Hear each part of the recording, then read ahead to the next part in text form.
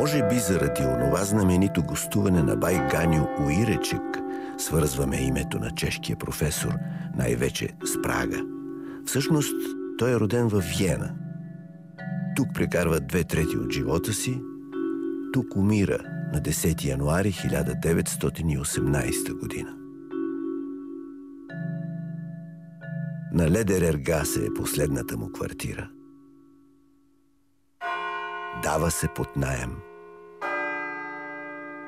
Дни след смъртта на учения тук пристига Стоян Аргиров, представител на Българската академия на науките. Той предлага на вдовицата Мария Иречек да откупи архива и библиотеката на нейния покоен съпруг.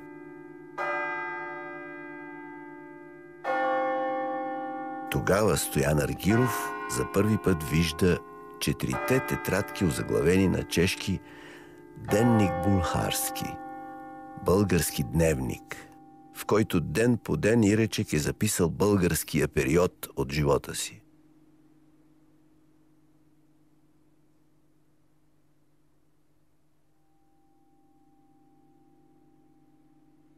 Малко съм възрастен за ролята на Иречек, но вероятно бих се справил. Играл съм римски император, шут, клошар, какво ли не. Защо не и Иречек? Много документални филми днес се опитват да приличат на игралните. Но самият Иречек е предпочитал да бъде зрител, хроникьор, наблюдател. Подобна роля ме изкушава повече.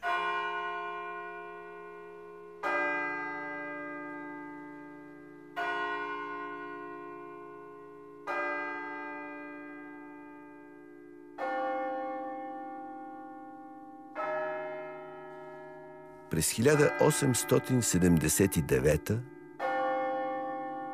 Константин Иречек е 25 годишен, но вече доцент по история и география на Югоизточна Европа в Пражкия университет и автор на книга, която е изненадала научния свят.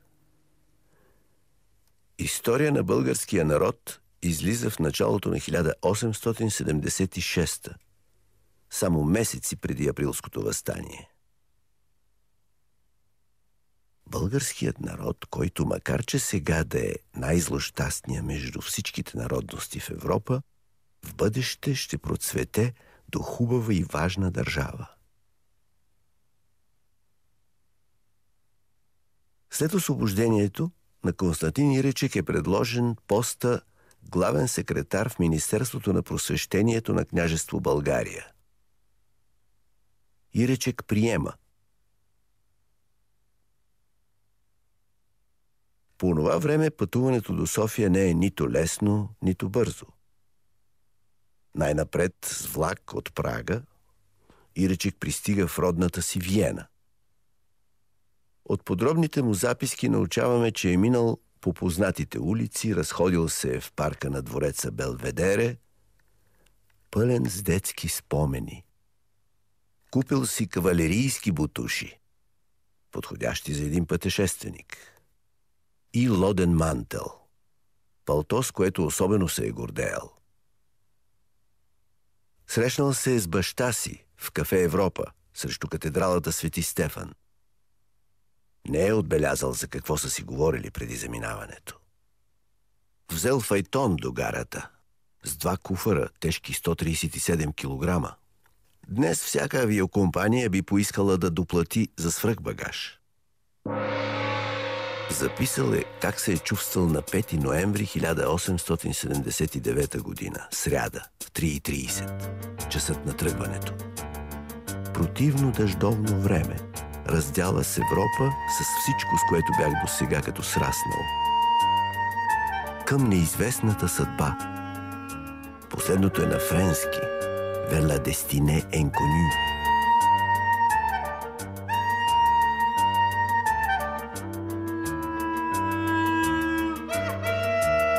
В румънското пристанище Оршова Иречек се прехвърля на кораб и с него по Дунава достига България.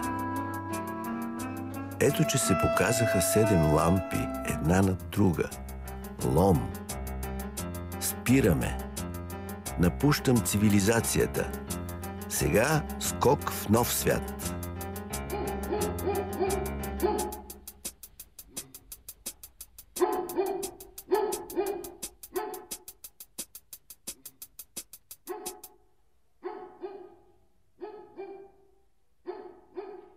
Хотелът Барака. Улиците са широки, прави. Кирилските букви са навсякъде, дори и по турските дюкяни. Пристигането на Иречек е събитие. Вестник славянин. Господин Иречек е млад, сериозен, жив, весел, здрав, приятен, обичен. Неговото пребиваване в нашето отечество ще принесе огромни ползи за нашият народ. Двата куфара на Иречек са подложени на строга митническа проверка под открито небе, а множеството зяпачи недоумяват защо този чужденец носи толкова книги. Иречек говори български, но представите му за страната и нейните жители са твърде книжни. А и Европа знае малко за българите. Този факт е и шанс за Иречек като учен.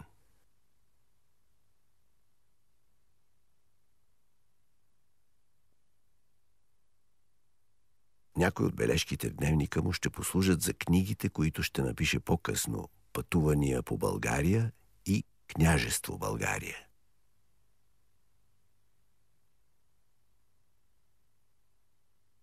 Единен български тип няма.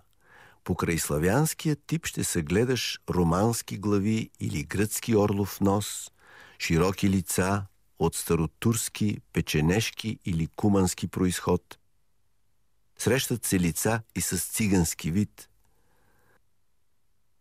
Българинът е наглед флегматичен, ала зад това спокойствие често се крие най-силният холеричен темперамент. През развълнувани времена, при избори, революции, войни, обхваща го ентусиазъм или фанатизъм.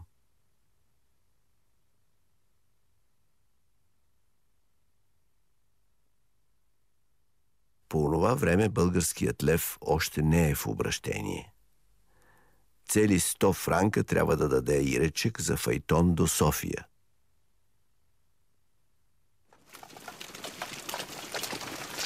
За спазаряването действат много обстоятелства. Дали е сухо или кално, паднал ли е някъде някой мост, има ли разбойници.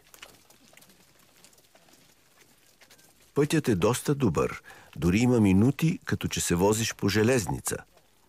Догонихме кираджийска кола. Возят всякакви културни потреби от Лом за София. Желязна печка, билярд, мебели, бира. Стигнахме Кутловица. Село. Петролна лампа на дървен стълб. Култура. Берковица. Реших да потърся поета Вазов. Говорихме за поезия, литература, знае основно моята история.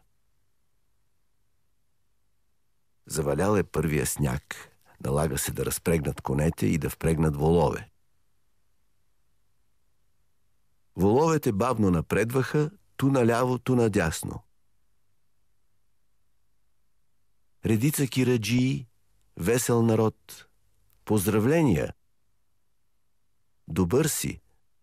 Да си добър! Добра среща! Добър път! 54 часа след тръгването си от Лом, най-сетне Иречек е в българската столица. Много лампи, очакване, влизане.